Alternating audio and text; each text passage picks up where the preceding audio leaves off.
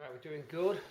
Clocks are in, console's on, switches are on here now. So we've just been finding our switches out of stores and building up the panels. I've got the clocks in, just mocking them up. Bottom trim panels you saw. Got a colour coded edging strip there. We've matched that in with vinyl coat just to give it an extra little detail. That's normally grey, but I've colour coded it in. Clock's in position as I said. That warning light's on there. Wiper switch. Just getting the console ready now for the radio. Colour coded that back mounting plate, so if any bits show through on the bezel, it's all colour coded. Cigarette lighter refurbed and put in. Glove box, I think we saw that opening and closing nicely as we want. Colour coded the dial in with vinyl coat, that's great. So just doing that, we've got the cigarette tray front panel to do, but we've got to get the bottom of the cigarette tray is finished in a zinc plate, but I'm going to get that done in a nice powder coat grey. The zinc tends to scratch when you put things in it. Powder coat's harder wearing and looks better. I've got a little idea for a feature inside here as well. We'll talk about that later on. Going round, and that's the dash. Quickly going together because all the parts I'd already been working on and stockpiling, so not much to really show about bolting it all together. It's all pretty straightforward stuff really. I have a chrome edging to put onto this plastic. That was a mock-up, but that's got booked in for the chrome to be applied to the plastic console front. Round the back, it stayed in its primer. There was no point paying extra for the guy to paint and finish the back, so we stayed in primer around the back. There's no need for anything else. Just starting to put a few little clips together now and looking how everything lines up. Whilst I'm on with that, the radio LEDs have arrived, but they're too big to fit into the panel. They won't fit on my radio front. They're just too large. I've looked online for smaller bulbs, but they're only directional bulbs. I believe there probably is one out there somewhere. However, I'm going to try and build a little strip, an LED conversion for the illumination on the radio. So I'm just going to solder some LEDs into this strip, and it's going to be sitting inside this red bezel. We're hoping to get a good light distribution by using 6 hyper bright white LEDs. Just got my LED tester out because I've got that many LEDs. I don't know what colour is which. This is great. They're only a few quid. You just pop your LED into the testing block and it just tells you what colour you've got. So I've just been doing that because I've got that many LEDs. So I'm going to do some soldering now. I'm going to show you this mock-up LED radio illumination conversion. Then I'm going to bolt the whole assembly up into the dash and we're going to test it. Okay, so that's what I'm on with. Bits and bobs all over the place. Different dash for a different car. I'm on the way home in the daily driver. We're at the daily driver, green GXL, back on the road, and heading towards the 98. We're on 98,000 miles on this bad boy. That's going to be clocking round soon. Just Monday I was off the road for some servicing work, so we're using the green GXL for work. Little clip on board the green GXL.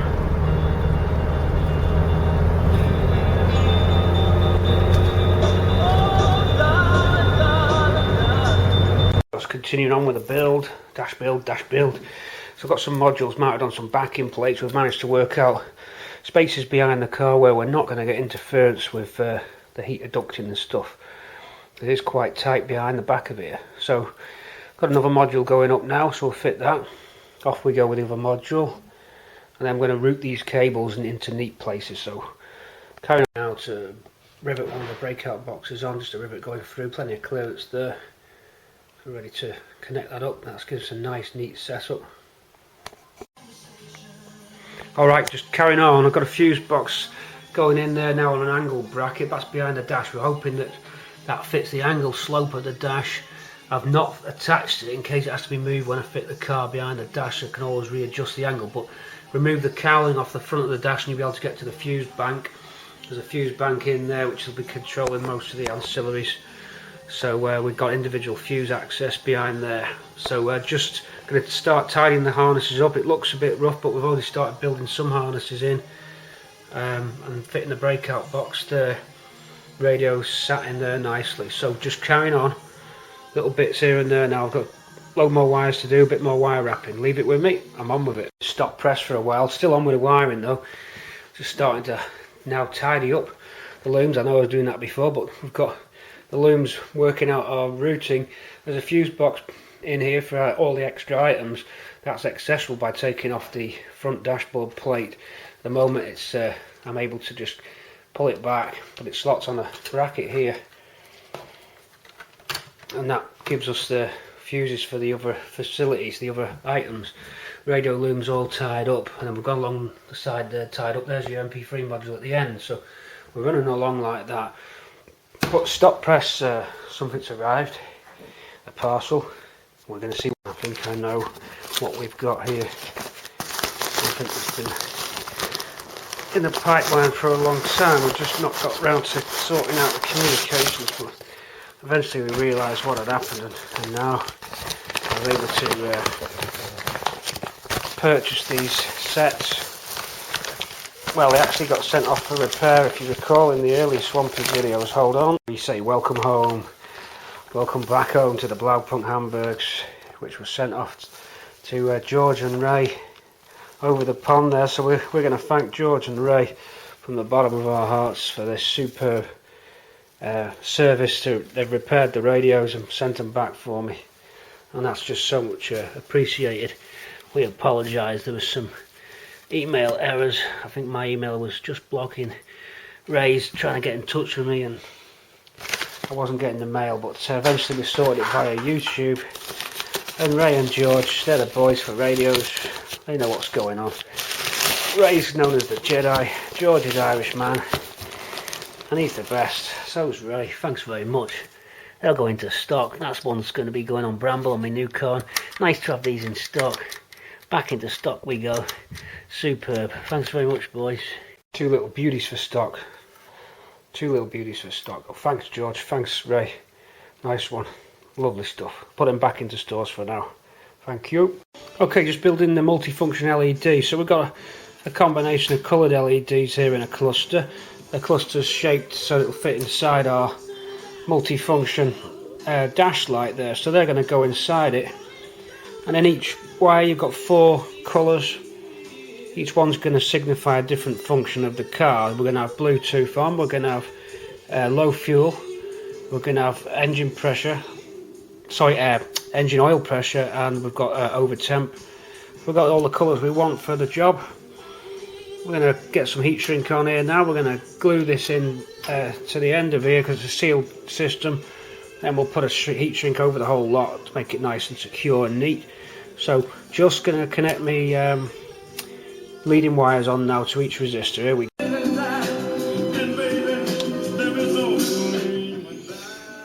Alright, we've been running the radio in the dash, guys, so everything's still functioning fine.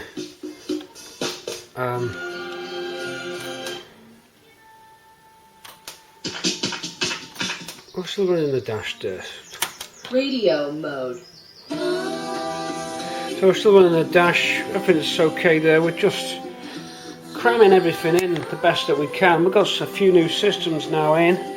We've got the immobiliser here, which is active now. So we're running on the immobiliser circuit. We've got the USB stick. That's all coming out of the cowling where we're going to connect. Everything's got connectors on, so you can pull the cowling out and disconnect whatever you've got to do. We've also got a Bluetooth. We've got the Parrot now fitted, and that's actually up and running. English. The Parrot's actually up and running. We've got the multifunction LED built. We'll be testing that soon. I can show you a demo of it just by, these are the wires coming out, they're multicoloured setup. There's the Bluetooth Parrot kicking out. We've got the colours, so we've got, that's orange, that's for low fuel. We've got another wire here. This is green, that's spare at the moment, green. Then we've got blue and red as well. There's red for oil. So you've got the multifunction. These are the wires here. We'll hook them into the various sensors. that's good. Dash is refurbed. Clocks are real clean. All your switches here, nice new switches.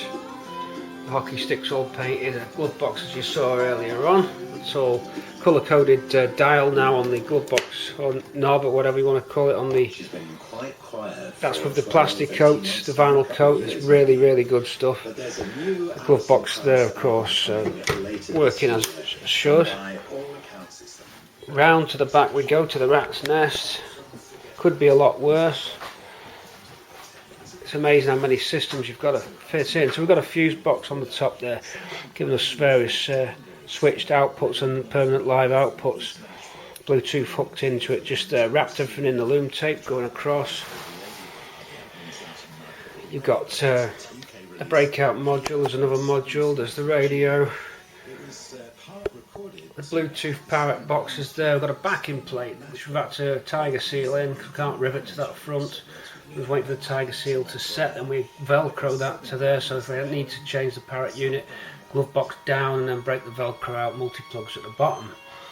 USB and FM electronic module, the whole control, that's over there. That mounts right underneath. If you take it under, you can see it. Oops, there goes a tweeter. Take it underneath, you can see it's running. Okay, so loom goes across the bottom there. So just carrying on with it all. This is just a sub loom. The main Ford loom goes straight on top, and so you only need a few interfacing wires to connect to the main loom. They're going to be permanent lives and ignition, and then switched live on the first click of your ignition. First click ignition fires up the Bluetooth parrot, it fires up the radio.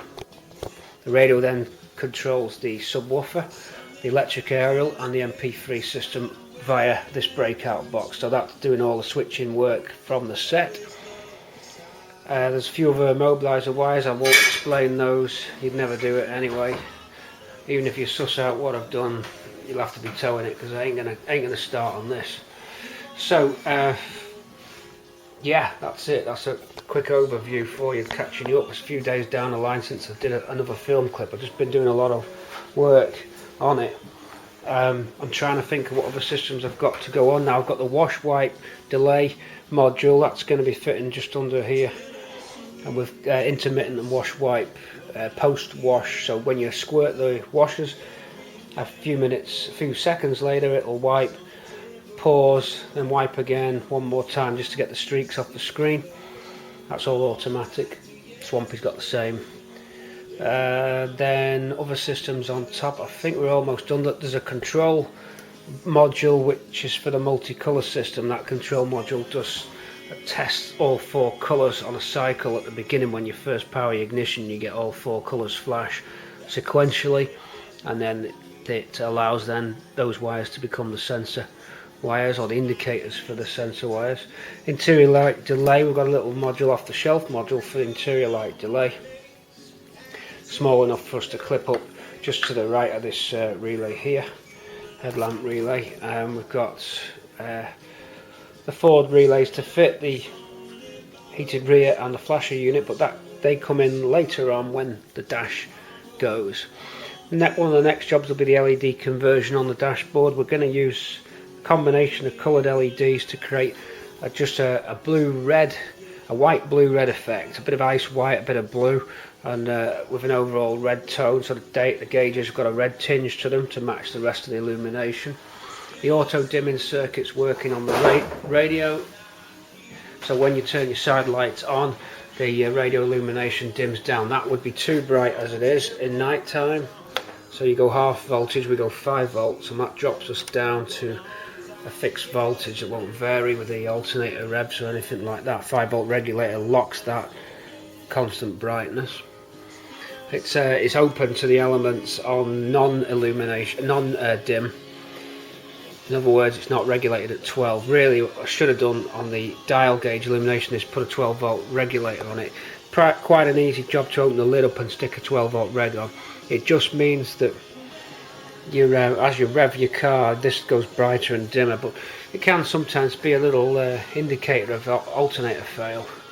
So it's not going to overload the LEDs, but really it should have a max 15 volt cut off on it in case anything fails on the car and it goes up to something crazy like 18 volts. You could burn your LEDs, and I don't really want to be taking that dial out again. It was very difficult to cram those LEDs into there to get the desired effect.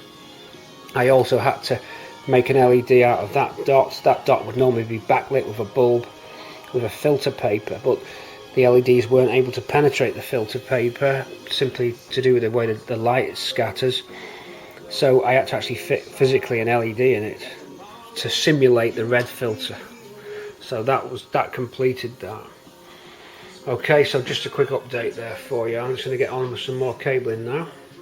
Stand back from the dash so we can just see how it's coming together.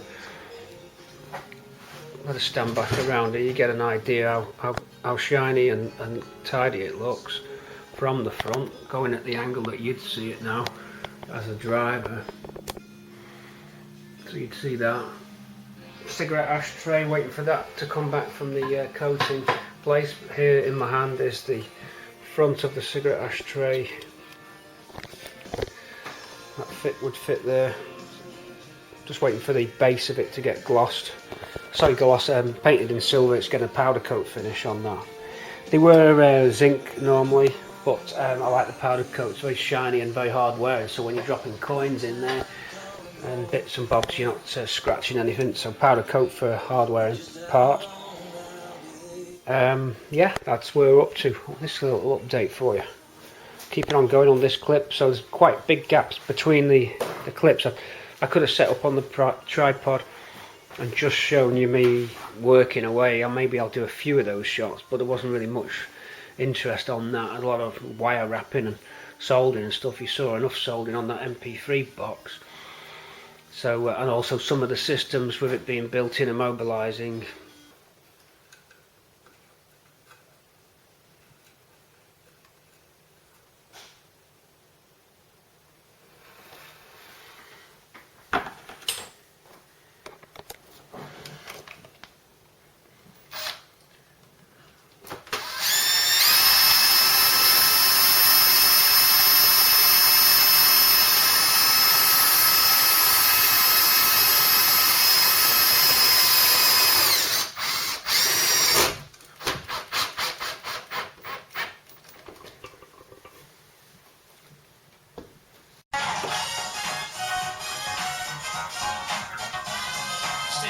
I wish, 9 minutes past 4, I wish for, please, weather like this for 6 months of the year, please. If possible. I know what you say. Move. Somewhere else. It's never going to happen in these parts, is it, really? But when it's around, we love it. We love it. Okay, it's dash build time. It's LED time. We are just fitting the custom LEDs. I couldn't get the LED in the colour that I wanted. What I wanted was white, bit of blue and a bit of red. Blue because it's easy to look at on the eye at night, so predominantly blue because it's easy, soft on your eye. Also touch of red to tie in with the ruby. So what I did, I built my own little LEDs on circuit boards, just using Vero board here, and just some high power LEDs. So we made these little, I'll show you what we did. Made a little lighting pack, these little mini lighting packs here of red, white and a blue. So each one of them is installed into the dash, and then what we do, we go into a dark room and then just alter the LED and keep reassembling the dashboard until you get the LED beams bouncing just off the right parts of the plastic, because with an LED it doesn't work the same as your normal incandescent bulb. Here's your normal filament or incandescent bulb, filament bulb. The light's completely 360 right round. So the instruments are designed, you've got a reflective plate. I'll show you the reflective plate. What they did, they put the blue on this just to stop glare and to soften it, and it gives a slight overall effect. I think it does give you a little bit of a blue edge to your lighting. There's some deflector shields here, there, which bounce the light back onto the speedo and also stop you from seeing straight through line of sight to the bulb. But this panel here doesn't need to be anything to be done with that for the dash. It's all about your LED alignment. So I just got a little screwdriver, and the LEDs, I've built them, hold on, let's get the camera in a little bit more. I just built them on so I could alter the angle of the LED. And then what I do, I get it to bounce on the right point of the clock, the 3 different colours. And then when you have to go in the dark room, keep reassembling the clocks and trying it out with the 12 volts connected until you get something that you like. So I got it where it's predominantly white with blue, and I'm just trying to get you right in the middle of the camera. White and blue, and then the reds are just angled a little bit. You get the odometer reading just with a red tinge on it, a little bit Christine there, and then a little bit just around the clock, around that side. So it's not ideal. The best way would be RGB LEDs with a controller, but I didn't want to go that far. I could have done that. Could have got the I've got these RGB LEDs. Hold on, I'll show you. These are specially designed to have a control circuit on them. They'll change any colour, but only thing is they're not super bright. You need a lot of them. Whereas the LED I used from CPC were super brights, Kingstons, and that gave us plenty of power.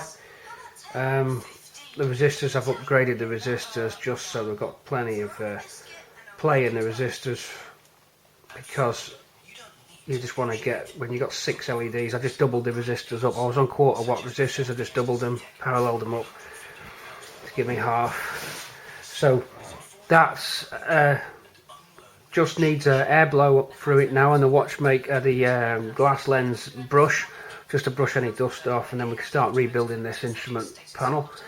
And then we've just got to get these cables at the back wired.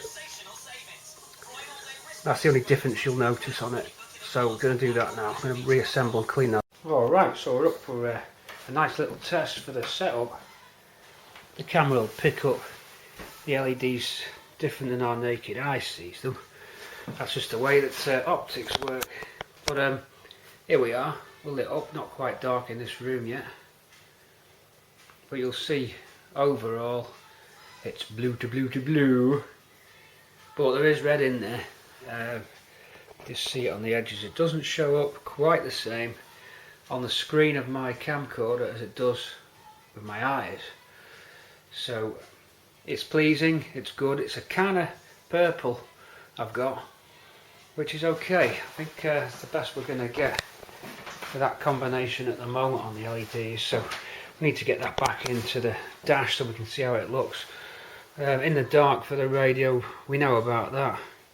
We're all up there. Alright, and then we know about our cigarette tray illumination. I don't know if I did show you this live on film, but we've been busy. And we've been fitting the dash illumination, ashtray illumination. Automatically switches off and comes on when you open the ashtray. That's just a high power LED on a micro switch, but I thought it was a nice little touch for when you're driving around and you've got your USB sticks in there. So we go in like that, we go out like that, USB stick in there. Nice little touch. Little touches all the time. That's what we've been up to. All R&D, loads of R&D going on. The bench gets messy so quick, I can't believe it. You know, I'm always tidying up, and then another project breaks out, and next thing I'm swamped. Anyway, tonight's mission was to achieve the blue, white, red combined colour scheme on the dash, and I'm happy with it. So that's good for 50,000 hours, so we shouldn't have to take them out for a long time. If you imagine all the driving, it's going to be years and years and years. So we're set up like that. If it was pitch black, we'd see something different. We'll show you that next time we get some pitch black, but it's picking it out okay. So on to the next job, which is, I don't know yet, it's more electronics I think. Okay, the first screw is in, and I'm on a magnetic driver, little watchmaker's screwdriver. You need steady hands So this one, that one's tight. This one came out easy, this one's tight. I'm going to get a slightly wider head on the screwdriver, hold on. Right, that one's, it doesn't want to shift. I've just got the paint on the end of the watchmakers and I just let it go in. It's probably just as well to do it that way. You don't quite get the edge of the screw, but that one, it felt like it was going to shear off actually. It wasn't shifting anyway, but we've touched it in there. Just load the end of the screwdriver. I just spray the satin black into the back of the back of a cup and just dip in. Let the paint just start to cure a little bit so it's a bit thicker, and then off you go. Just touch in those screw heads there. That's that done.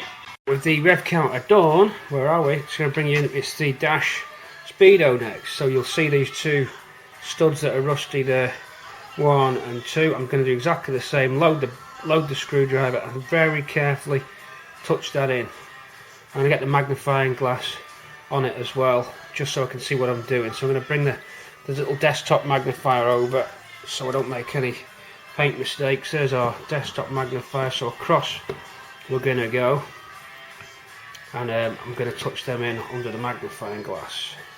Just off screen there for you, sorry about that, it's a bit tricky trying to maneuver around this desk. You can see what's going on just at the right of your screen. Let's pan you across. Nothing really exciting, it's just little details on the dash. Well, we've got it in bits, we may as well go for it. So load the paint and I'll dab that in now. See you in a sec for that.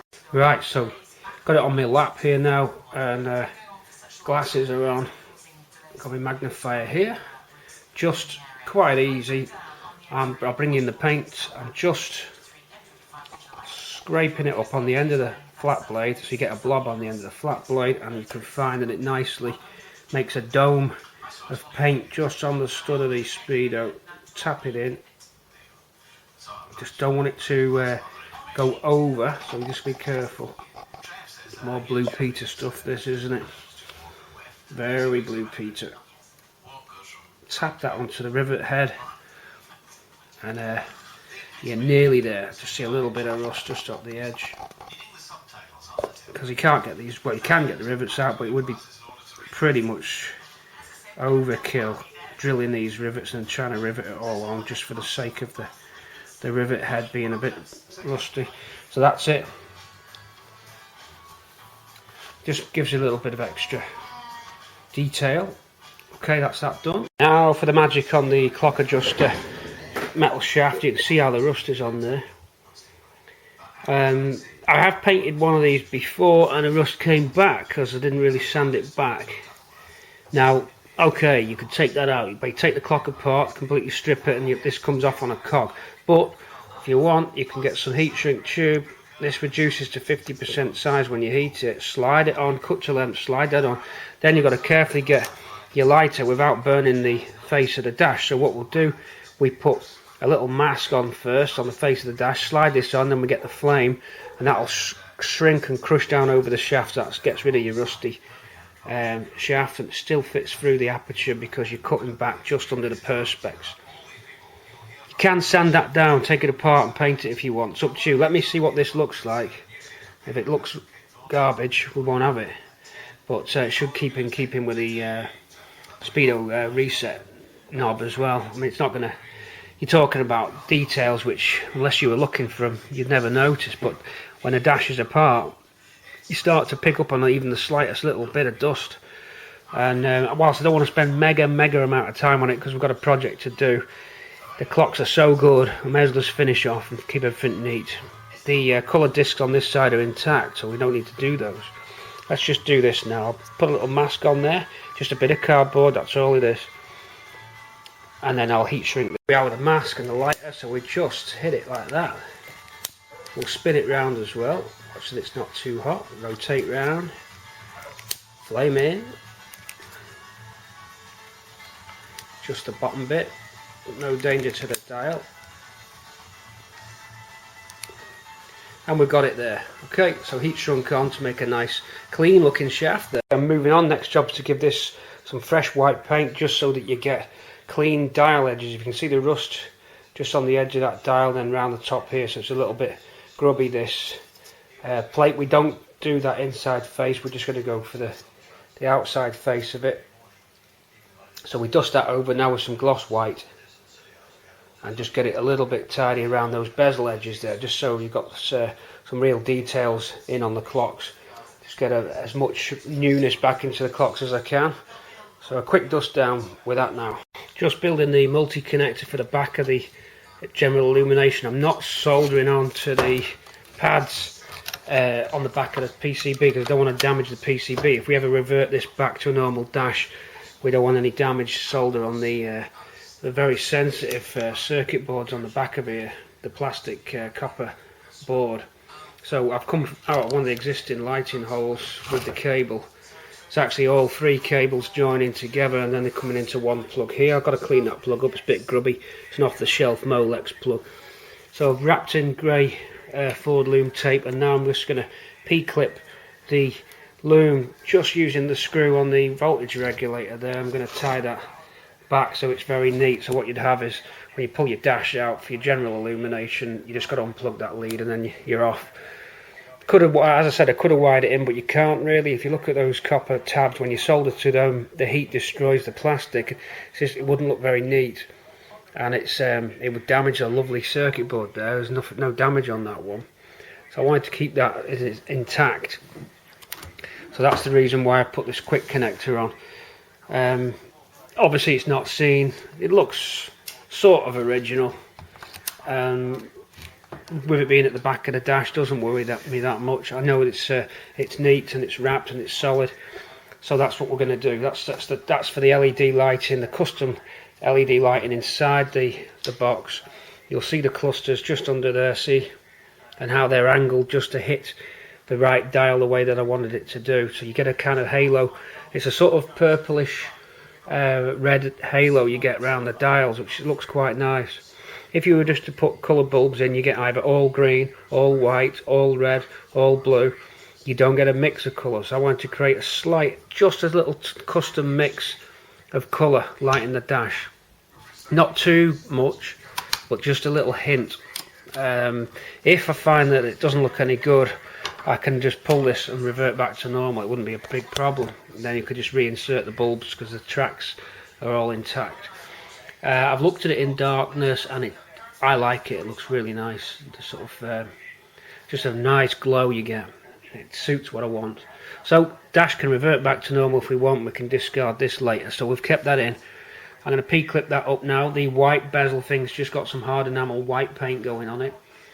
There's a perspex over there on the seat there. That's got a crack in it. I'm going to order a brand new perspex. You can get them on eBay. Just got to make sure you get the right left or right hand one, because some of the clocks on early dashes are on the left and later dashes they move the clock to the right because customers complained they couldn't see the rev counter, so they swapped the dashes later on between 71 and 72. So you're going to get a 71 perspex I need. There you can see the clock adjuster shaft looking good. Take you in on that. See. So that's what it is. I've just soldered that up now. This is a bit of a... I got it off an old piece of equipment. It's a bit grubby, that plug. I'll clean it up. Okay, there's the P-clip on, looking nice and neat. So that holds our cable out of the way and ready to connect. It's the best we're going to do on that. I think it's a neat job. So we're finished on the back of that. All back together. Just waiting for the dial paint to dry. I'll put the old perspex on for now just to mock everything up. And then later on when it arrives, I'll be pulling this back out and swapping the perspex over on the front. So that concludes the dials. We might need to calibrate the clock. There's a calibration screw at the back of the clock. See that hole through there? You need a watchmaking screwdriver. Run your clock for about 3 days.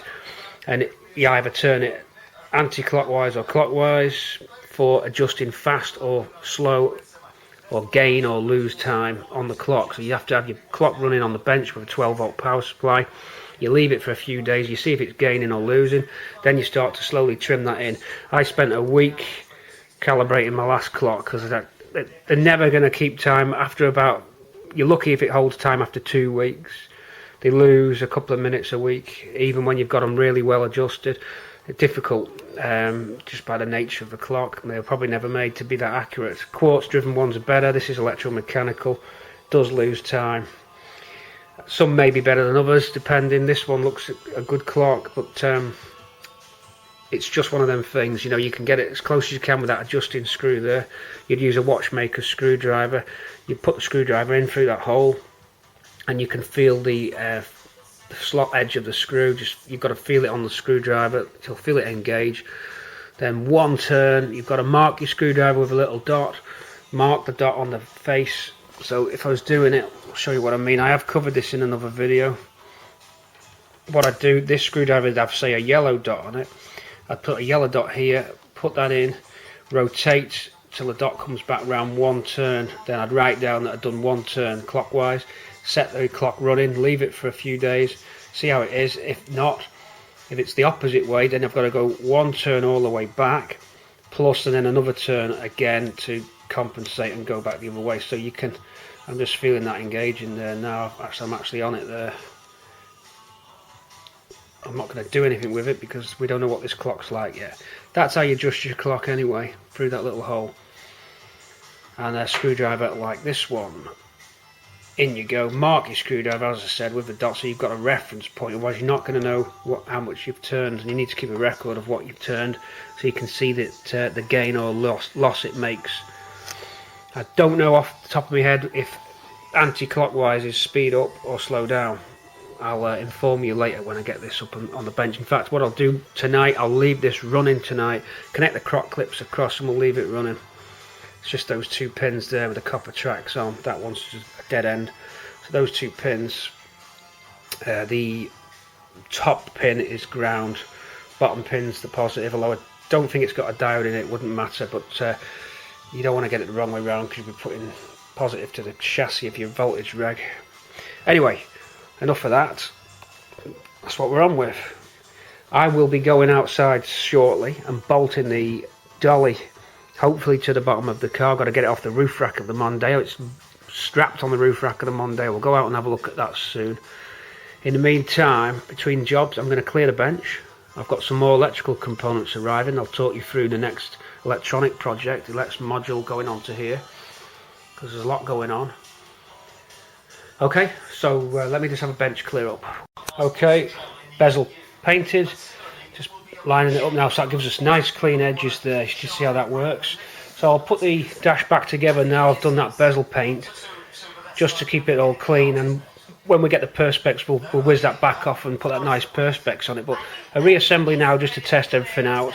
Here we go. I'm not sure if the camera will pick it up, but you can see it picks up the blue as a patch, but it doesn't actually look like that when you see it in real life.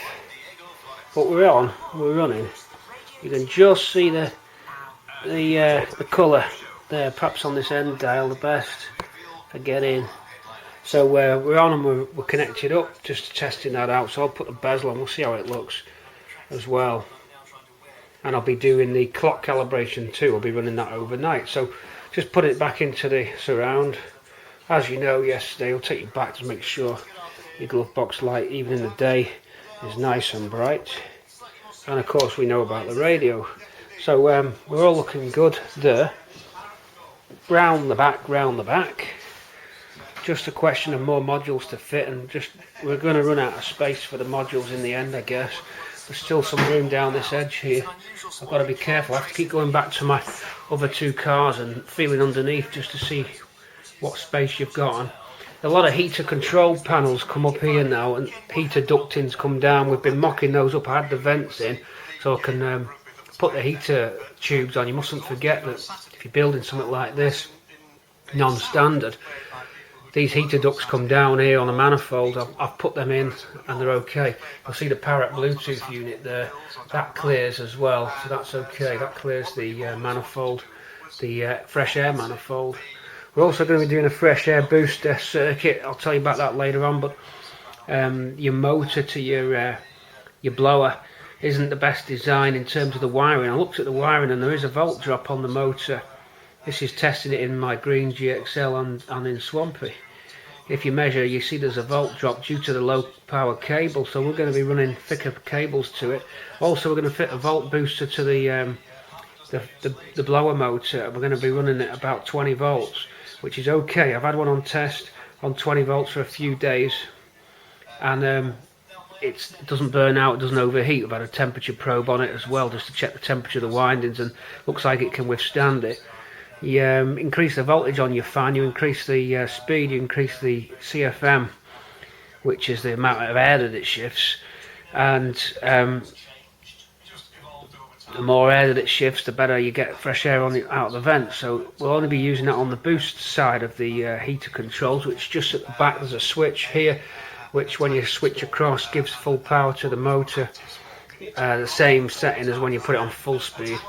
But we're just going to be using the fresh air boost switch to activate a separate switch which puts 20 volts to the fan motor, and when you get really hot you hit that. Thermal fuse will also be fitted to the windings of the motor. If it does overheat, it'll trip out on the thermal fuse, and then you can say, well, I've had me boost there, it's starting to get too hot, but I don't think it will do. So a couple more modifications in, nice and subtle, keeping it like that all the time. Done a bit of a tidy up now. I'm just going to think what circuit I'm going to be doing next. We have got a prototyping board here. I'll show you the prototyping board. This is a board which you can place your electronic components in. If you're into electronics, you'll know what it is straight away. But a breadboard or prototype board, you build your circuit up as a test here with little jumper links. Everything just slots in, and you can unplug it. You can run it how you want. Because I've got some circuits I've got to build from scratch build. We'll build them on here, and then what we do, once we've got it running on there, we then solder the design across to this what's called Vero strip, which is copper tracks with holes. You cut the tracks to make your little circuit board. That's all part of the system build. You remember we did that warning light. Here's the output wires from the warning light. This will be going into a dedicated controller first, which is I'm going to be using a decade counter to run the self-test. So we'll put it on a decade chip. That's on its way this afternoon, so we'll be building that board to control that warning light. That's what we call a master warning light. Then piggybacked onto the decade counter will be the actual outputs from the various sensors. So the decade counter will self-test the bulbs, and then with some diodes we'll just be injecting our signals into the directly into the outputs, so that we can have our indicator lights on. So we're going for high temp, low fuel, frost, and Bluetooth and low oil. So Bluetooth for blue, that tells me when there's an incoming call, and then high temp is going to be flashing red, solid red is oil, orange is low fuel, and green is frost. So they're the 4 indicators so far, but it's going to be in a project box. Here's a project box. It might not be this one. Here's a project box. We'll be building the unit into that. Probably a bit smaller box than that. And all the inputs for it will be all stacked up inside,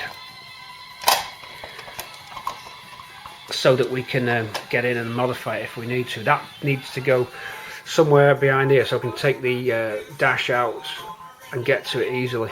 So that the master warning light control box must be fitted around this area for access. Alright, so that's just, I'm always thinking ahead on that. Gonna go and get the dolly in a minute. We'll have some fun bolting the dolly on. Okay, just keeping you updated, keeping the video going as best I can. Other jobs while we're waiting. Okay, everybody, strip down the heater now. So we've got the distribution box that goes to your feet into the window vents. Sorry, to your demisters and your feet. Split that in half by just drilling the rivets. It comes off in 2 pieces. Then you're left with some stuff over here, some flaps, and all the bits of metal off the heater box. Control plate. That's not off it. Little rod. That's not off it. These control flaps here, all rusted up, so they'll go for powder coating. So we've got a little heater kit going as well. Brackets top of the heater. Oh, these are the brackets for the heater box. They're going for zinc plate. These go for powder coat. So we've got to separate out some powder coat piles, zinc plate piles, and zinc gold passivate. There's a few different bits of metal getting sent away. Wrong. These heater plastics, they'll go in the dishwasher, so we'll get a wash on for those so they're nice and clean ready. We'll be building up a nice new heater. Okay, we've got the sequencer running just on the breadboard now. This just checks the 4 coloured lights when you first switch ignition on, so it just cycles through. You'll see these lights go in there. That's red, orange, blue, green. Obviously these are red LEDs at the moment, but they connect into the master warning light. Also activates part of the security system as well, so it's linked in with that. You've got to let it do the self check before it primes. So you've got to let it run the sequence, and it's part of the priming circuit for the starter. So we've got the mock-up of the circuit there just running. There's a clock tick there, and that just this chip 4017 just counts from 1 to 10. I'm using just 1 to 4 at the moment. I don't need the rest because we've only got 4 colours. So that's a mock-up of it. Now I transfer that across to the Vero board, and then we start wiring into the master warning lamp. So when you first switch ignition on, it'll cycle the colours, then prime, as long as the immobiliser key's gone in. If you don't do a combination of sequences, you won't start the car. You've got to hit it on the right sequence. So that's part of the immobiliser. It's not too complicated. It sounds worse than it is, but it's basically a self-check. And then you've got to let it go through its cycle, follow the correct procedure. It means you can't quickly jump in and nick the car without going through a certain sequence. I won't actually tell you how you do it, but it's very simple, very easy to do. I've timed it out, and it's no longer than the other immobiliser on Swampy, so I'm fine about that. But it's just an extra level which is combined in with a colour check. So booting up the car, you'll get the cycle through, and then you've got to follow the rest of the procedure to prime the car up. Like I said, it does sound complicated, but it isn't. It has got fail-safe as well, so don't worry, you wouldn't get stranded if it all went crazy. There's ways to do it. So whilst I'm building this and it sounds over-engineered or whatever, it's actually not. When you see it running, you'll think it's quite neat. So that mock-up on the breadboard there, that's breadboard by the way, just tells me that it's going to work, and it's a way of prototyping out your design before you actually start soldering it all together. So now that this is built and tested, I transfer across, as I said, to the Vero board, and then we start building the rest of the unit in. I'm trying to think what else there is. No, that's about it for that. So we just transfer across the Vero board now, solder everything up, and get it in the project box and get the rest of the systems connected into it. We're making sure that we document each circuit, so I've been sketching out the diagrams or printing them out. There they are.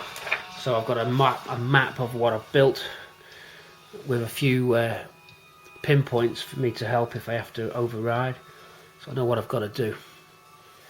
So it's all part of that, all integrated. Shell Dolly is on. I'll take you down there in a minute. I know I said that before, but we've got the Shell Dolly on. We'll take you down before I leave tonight. In the meantime, I'll swap across the Vero board here. So it's a lot of soldering to do. Get all these bits and copy across. Actually, what I'm going to do, I've got doubles of all these parts, so I'm going to leave this running and copy it across onto the Vero. So if I make any mistakes on the Vero, I can refer back to this working setup, and then I'll connect it into the light and give you a demo on the dash. Okay, here we go. All techie stuff, still on tech stuff. A lot of people wrote in and said they didn't mind the tech stuff. A bit of a diversion and a break from your usual car, but I'm wary that I'll make sure I get the car stuff in for you. There's only so much of this gear you want to see before it all starts getting too technical. Alright, let me solder up. Here we go. Okay, all transferred onto the Vero. So now we've got the sequencer built onto the board. You see that's the 4 colour test there now, and then it goes back round again. We won't be using it to go back round. When it gets to the 5th output, it's going to lock itself out and then that's going to move on to the next sequence of the immobiliser. So we've left some area in the board there to tie in with the rest of the car systems. This is up and running now. What we're going to do now is going to tap off these feeds from the LEDs to some transistors, which will be running the master warning light itself. We're not going to drive the master warning light direct off this chip. I'm going to pull off some transistors now off here, a little bank of 4, separate feed for the actual fuse. Then that way, if there's a fault on the wiring, it's not going to feed back into this and blow this up. Okay, so now I'm going to get a bank of transistors. That's running first time, so I've done good with the Vero there. Normally I get a couple of faults, but I've hit it first time, which is good. You'll see exactly what I'm trying to do once it all comes together. Okay, transistors on next.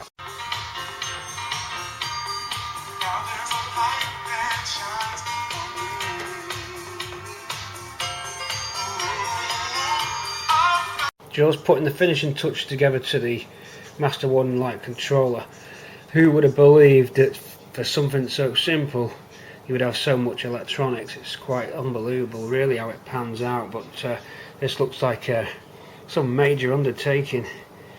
This is a 2-day job, but once you're in, you've got to keep going. Once you're committed to the idea, you're committed to the idea. So we've got an output board here, output stage board, and we've got a clock board there. This board, there's a clock here, or say clock, it's a pulse generator. It just tick tick tick tick ticks, electronic pulse. This chip counts the pulses and goes through 4, well actually a total of 10 LEDs. I'm just displaying 4 here, we don't use them all, some are doubled up. It then goes through a stage, so you'd get the 4 colours cycling through on the master warning light. That then sends the signals out to an output board which is designed to control the LEDs, and then you'll see wires at the top which are the sensor inputs, and then the wires interconnecting the board, then somewhat 4 wires at the bottom which are the actual outputs to the LED on the dashboard. There's a dim control relay there which just toggles in a higher resistor to dim the lights at night, so that if the warning light comes on, say the fuel light comes on, you've got 10 miles to drive, you don't want a big bright orange light in your face, so that relay drops the current down to all the LEDs. Then there's a relay at the top which is the 5th wire relay, I call the 5th wire. That creates the high temp warning light which connects the yellow and the red together to combine to make a new colour. So you get 5 in 1. 4 colours gives 5 features. So I'm heavily into it at the moment. It's 2 days of filming and stop because I've been wiring this up. Alright, and I had to do a redesign. I was on an old original design which I scrapped and started again. I'm now getting quite happy with this setup. Again, when you see it, you'll see what I mean. It's been an interesting experiment and a refresh back to old days when I used to do electronics for my old job. Just a bit of fun. It's a bit hobbyish as well, don't mind it while I'm waiting for the car. So I'll show you this running shortly. Okay, you're lucky because you've had like 2 days in 10 seconds on the film, because I've not filmed for 2 days whilst I've been doing this. It's been quite intense. Okay, so that's the output stage, and then the clock pulse and the counting decade counter chip. Gonna wire it all together now. Right, the module's completed and we're now going into the project box. So I've got to stack that into the project box now. Looks complicated, guys. Okay, module in the box now. Ready to get it running. That's the LED wire going up to the top there. The multifunction light. There's the sequencer and controller.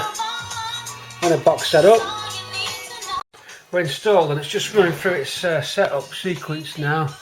Got a clock going there.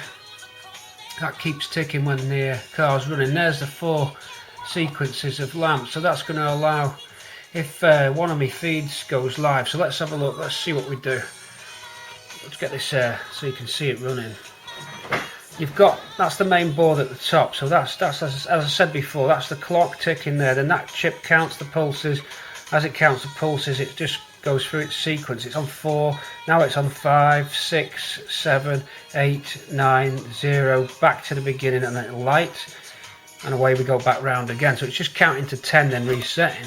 As it counts to 10, it gives an output to those LEDs. They then go across onto a board below it, which you can't now see. I'll have to bring it out because we're not glued in yet or anything.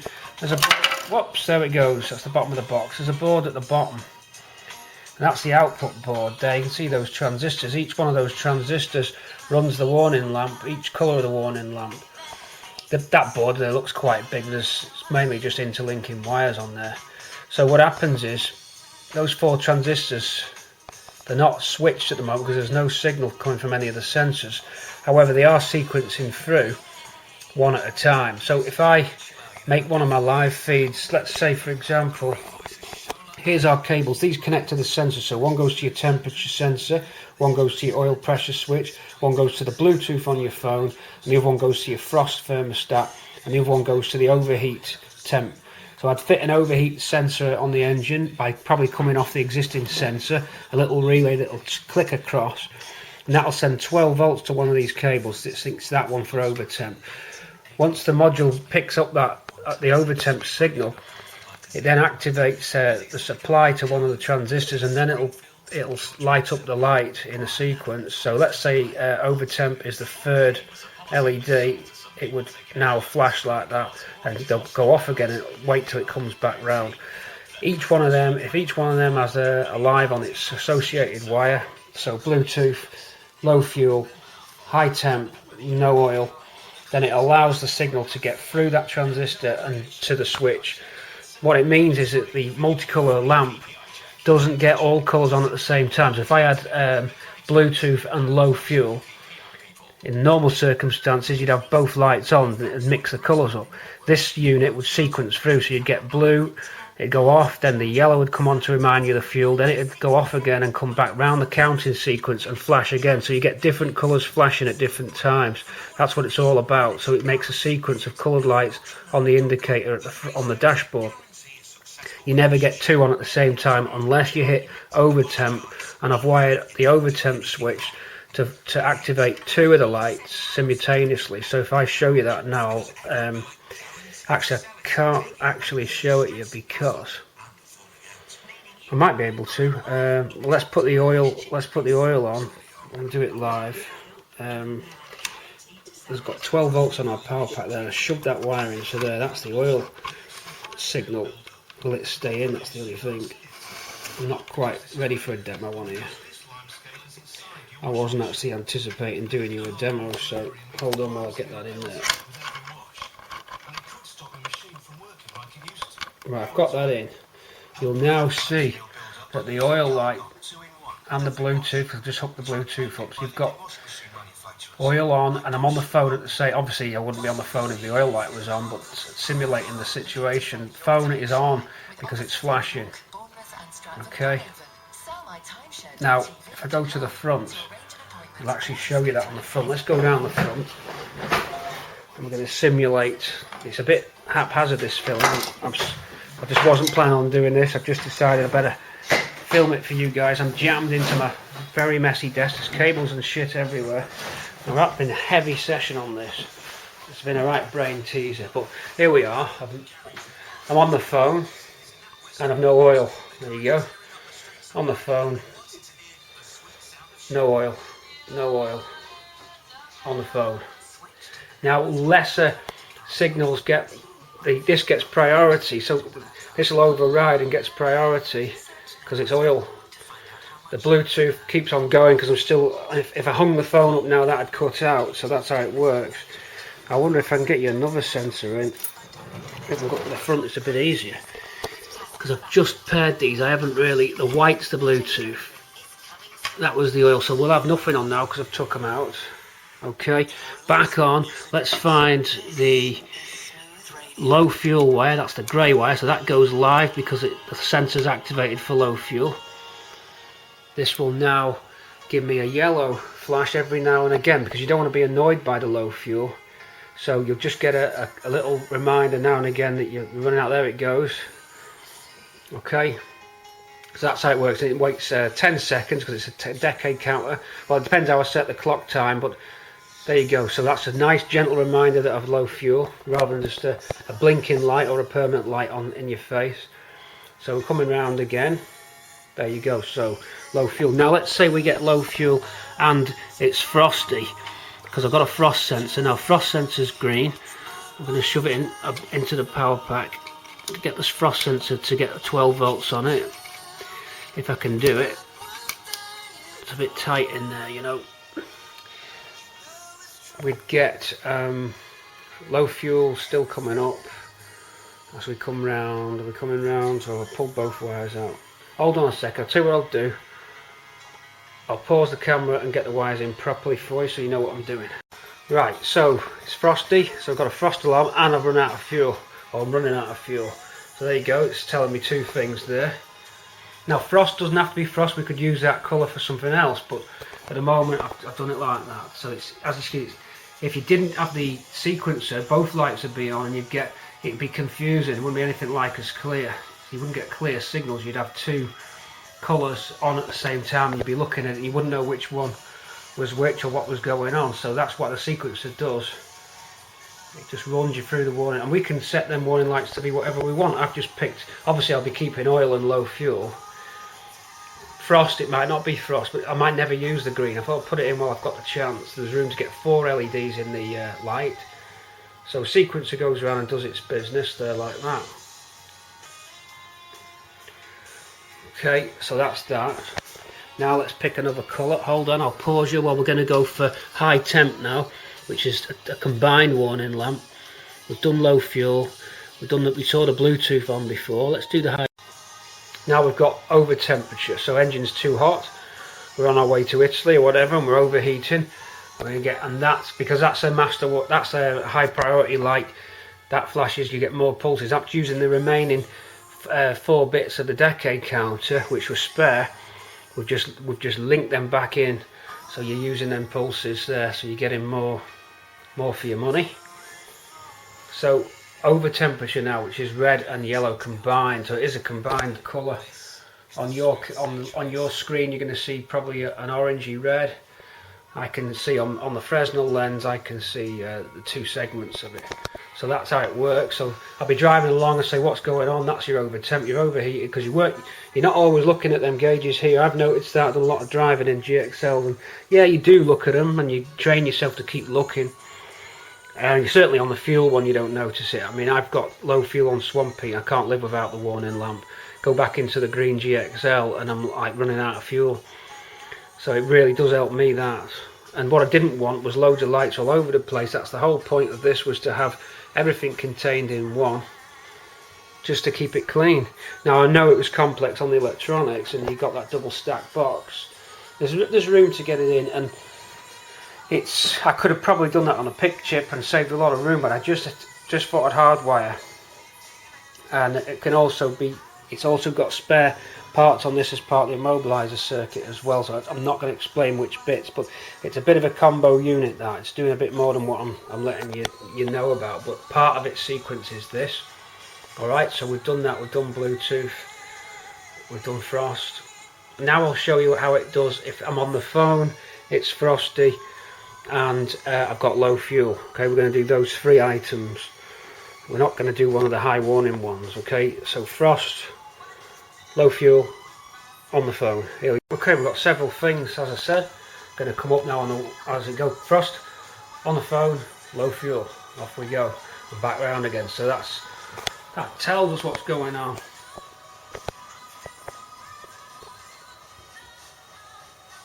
And they're only on when there's something wrong. It's not going to be an annoying light all the time.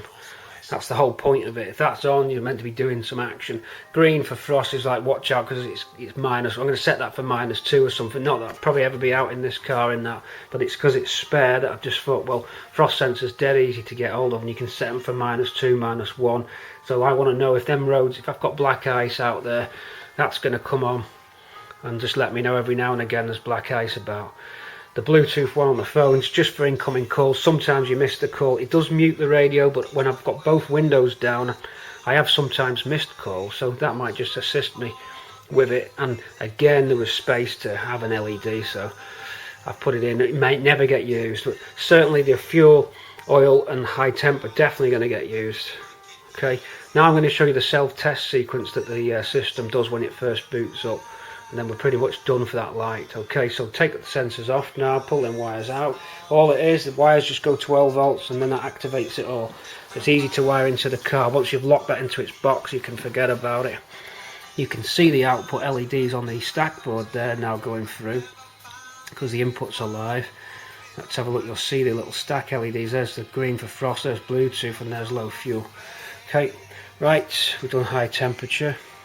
Let's do self-test. I'm going to simulate switching on the ignition by just turning on the power pack. Now this power pack might spike when I do it. It wouldn't be a true representation, but what happens is it goes through a self-check sequence when you first turn on your ignition. There you go, there's your self-test. All 4 colours cycle through, then the light disarms. That tells you that it's all running. So if you ever just spot that didn't illuminate when your ignition's on, you know the module's got a problem with it. So self-check, do it again, switch the power pack off. That'll die after a bit of residual power in the power pack is able to keep that running. It'll die off in a sec. Dead now.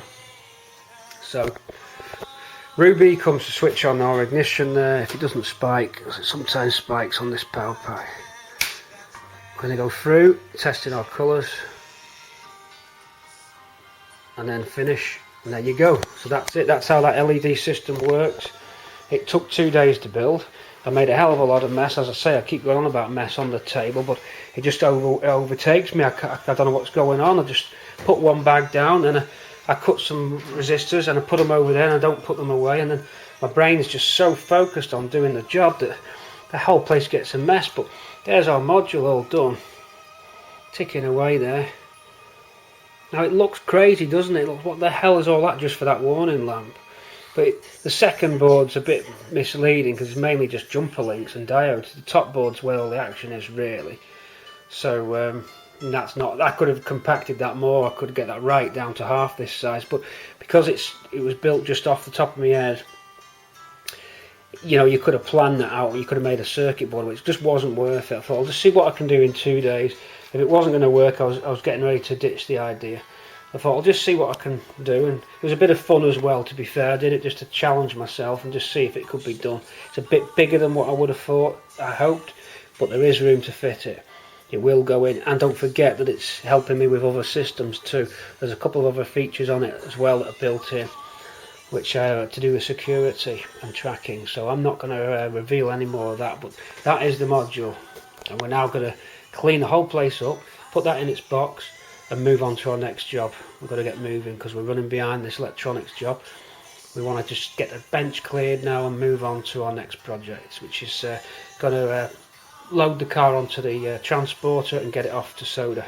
That'll be in the next episode. I'm sorry I didn't cover it in this one. I'll take you down and show you on the Dolly before I go, but this is the last heavy tech video. I promise that the next one's just going to be back onto the car, so appreciate you bearing with me on the heavy tech videos. I really do. And you can just see it's all about wiring and making looms. It looks a mess at the moment, but the parts that I have tidied up are very neat. Look at those neat Ford cables. These wires you see hanging down, they'll all be gone. They're just because they've got to be left open for me to check things. But everything gets bunched up neatly and taped up neatly like this, all with the proper loom tape, so it'll all be neat. That's a neat cable I'm going along there. See, I've left them straps loose, the rip ties loose, because I've got to feed a few more in. There's the module for the MP3, nice and neat. So that's what I'm heading for, a neat finish. Don't worry, it won't be that bad. It's not seen, it's behind the dash, but it's nice to have it all properly done. Fuse box there, which will be in a different angle. And then on top of this, we drop in the Ford loom, and it's simply a case of plugging in. You saw the LEDs, they're boxed off and good to go. There's our plug. So heavy stuff, but it's going to be worth it in the end. When you sit in the car and boot it all up, all this heavy work would have been worth it, because you'll have a lovely finish. You'll have what you want running. It'll all be nice. And then you'll be thinking, how does that work? You know, and that's how it is. So it's a bit of a hobby for me, electronics. It always has been. So to me, as well as doing the car, I'm also enjoying my hobby too at the same time. It's a bit of fun. Okay, so that's it. That explains why I've spent so much time on this. A bit of can you see if you can do it type thing, bit of ego I suppose, what can you do? But it's been very enjoyable building that, and a little mental challenge, and it's like doing a puzzle book. It keeps the brain cells going, it keeps you, it gets that mind focused and concentrated and back in the game, and it can't do any harm. It's not going to do any harm. That heavy concentration and trying to logically think it through is good for the brain. So there's no harm done. Box up, make it all neat, show you the car on the dolly, finish this video so you've got something to keep you going, then we'll drop back onto the heavy stuff, I say heavy stuff, the car stuff. Alright, and we'll say we're done here, then we'll move on to heater boxes and all other little bits and wiper motors and some other refurbing work. Sorry it's been so heavy on the dash, guys. We'll see you soon. Thanks for watching the films again, I always say that. Thanks for the comments coming in, and we're doing well, we're up to 700,000 views. Thanks for sticking with us. We'll give you some high octane stuff. There'll be the air guitar, will be back, don't worry about it, it'll all be back on. This is just one of those moments I need to get out of my system and get this done. Then it's out of the way, I can wrap it up, put it to one side, drop back on the car, knowing that I can just put this whole dash in. I'm not on another, when the car's painted, I'm good to go. Interior, carpet, seat retrimming, great, that's going to be a breeze. See you in the next part. I don't know if that's 17 or 18 now, I'm losing track. Whenever it is, it's going to be in June sometime, the next film. We've just caught you for May. We've just caught you for May there. So over and out for now. I'm Mate from Cortina. We'll see you soon. Thanks for watching. One little thing I've got to mention on the module as well, it also has a nighttime dimming function as well. So when the warning lights come on, the especially the fuel one, because you didn't want to be blinded by the fuel light in the middle of the night when you're driving, because you've got 10 miles to go. So that's got auto dim on it, that's active at the moment, so it's not in your face. I'll take the auto dim off and you'll see the difference. Let's go through the dash for the auto dim wire if I can get it. Everything's really tricky to get to, but we can do it. We can do it. Get the auto dim wire. Off it goes, and now you'll see it's brighter. For daytime use, when it comes around every 10 seconds. There, so it's brighter for daytime use, is what we need. And keep going back to that stereo, don't I? That's also got dim feature on it. I can't show you that at the moment, but it's the whole display dims down for nighttime use. Or when you switch your side lights on, of course. That's working well anyway.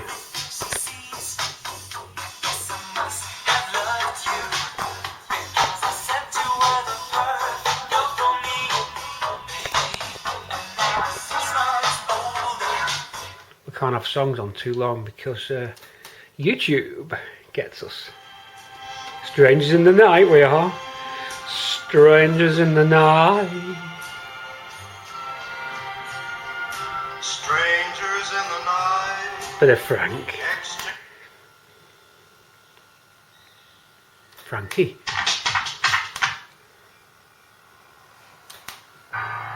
Meatloaf. Good old meat. Can't have too much of that either because YouTube picks that up. Oh, come on, let's go.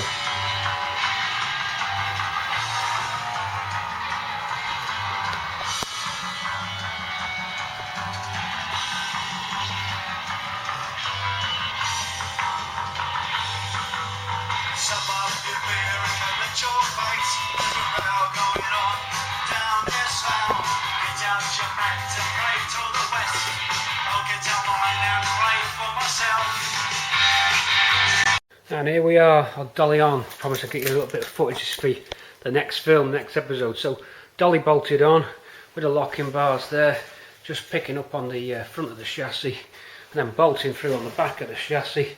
Bit crude on the welding, it's one I built on Swampy, we're a bit better with our welding these days, but there we go. So dolly on, ready for the next episode.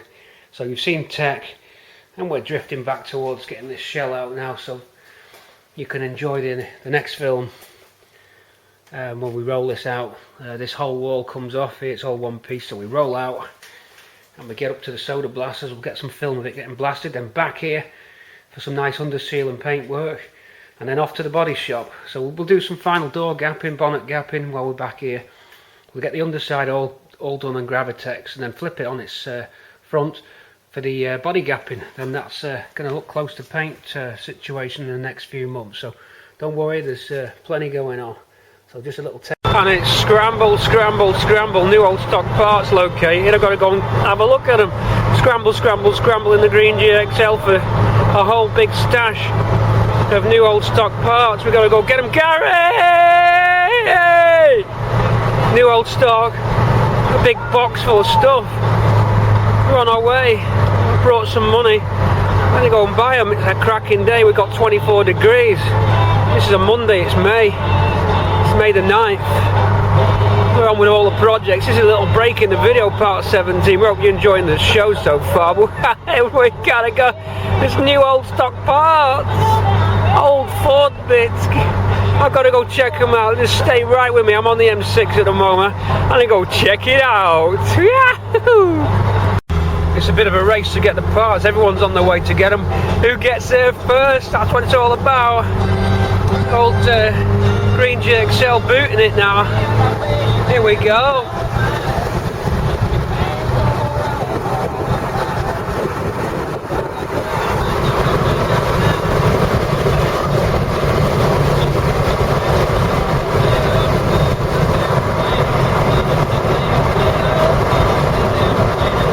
Get them new old stuff. Gary!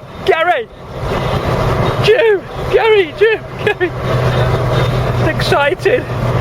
All them boxes, the Ford boxes, little blue boxes with little 71BB, 71BB, Marky Mark 3, 71BB, Marky Mark 3.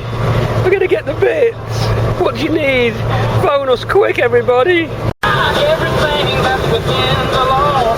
You may lose a battle, but you win the war. For the winner never quits. I say a winner never quits. You got to do the best you can, because a quitter will never win.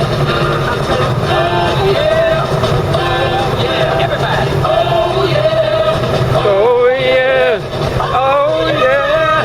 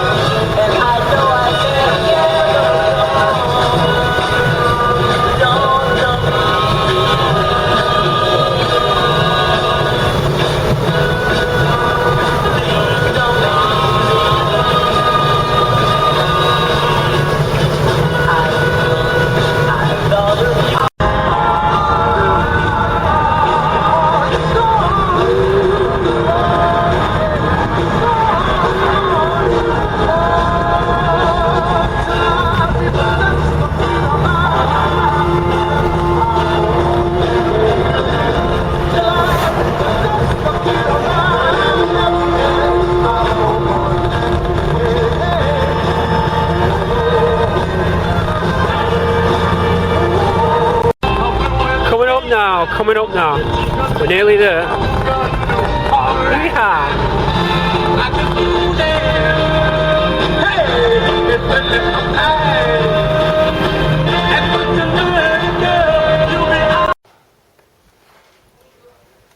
Well, here we are. Just got to search for every single box really now. It's a mixture of Mark 1 Escort, Granada, Cortina, anything Ford around 70 to 80, mid 80s. So just in and we're searching about, see what we can find. Some Mark 5 goodies, Sierra goodies, bits for everybody. Cortina stuff is looking thin on the ground so far. Found a few little bits, nothing major, nothing to jump up and down about just yet.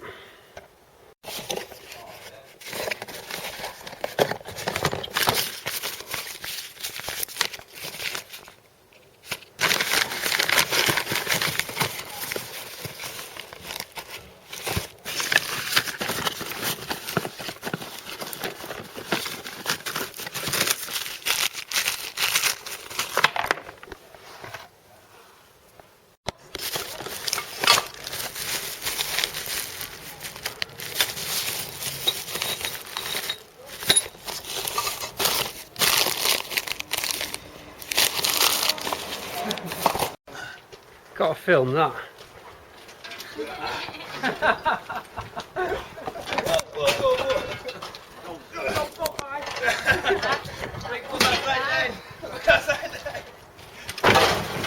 Watch that roof, watch that roof. Pull it your way.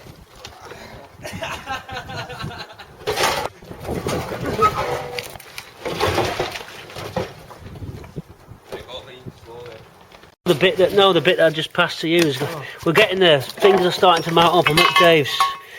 Dave's got loads of what parts have you got, Dave? Transits. Tell us what you've got. Transit, Escort, yeah. Capri. What's the Mark 1 Granada? What's your phone number? Oh. Doesn't know it, so that's the end of that promotion. That's the end of that plug. Me trying to help. 4 rings enough.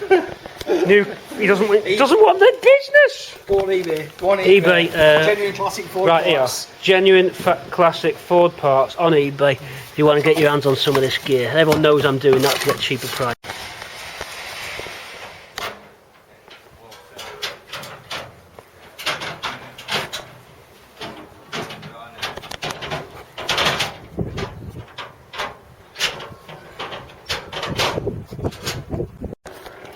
Yeah, I do have a bit of stock of Cortina loops.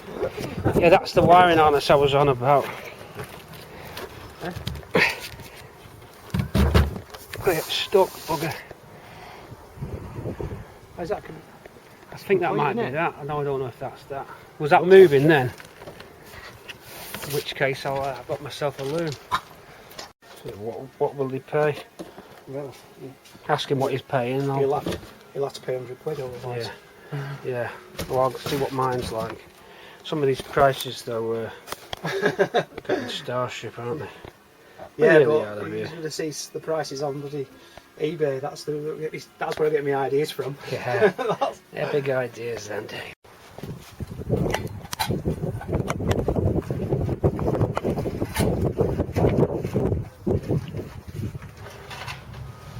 Oh, that 10 milli bracket, Dave. I'll take that wiring harness. That's it, I've got all my stuff. I'm a bad little stash of some interesting things. Brake hose holding plate there, some nice little bumper captive nut packs, some very nice bezels, and these are handy for the switches. Mine were a little pitted on ruby, so these would be nice. So some good little gems. A seat belt there, and a sundim back piece of glass, which is handy. It's not scratched, so that's sundim for ruby. Sundim back glass, got the front glass and the side glass. So we're done there. Head off now to MOT the car because we're booked for MOT off.